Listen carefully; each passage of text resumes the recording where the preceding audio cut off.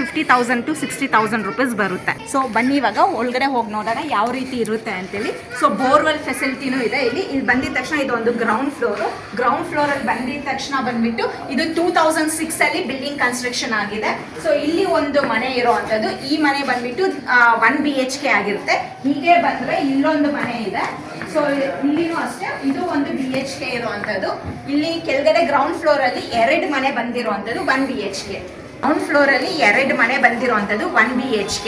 So borewell ಫೆಸಿಲಿಟಿನೂ ಇರುತ್ತೆ ಮತ್ತೆ ಸಂಪಿನ ಫೆಸಿಲಿಟಿನೂ ಇದೆ. ಸೊ ಇವಾಗ ನಾವು ಮೇಲೆ ಹೋಗಿ ನೋಡೋಣ ಯಾವ ರೀತಿ ಇರುತ್ತೆ ಅಂತೇಳಿ.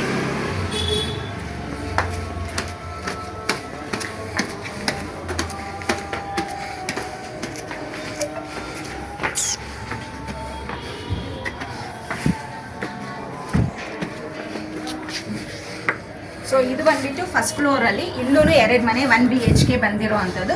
ಸೊ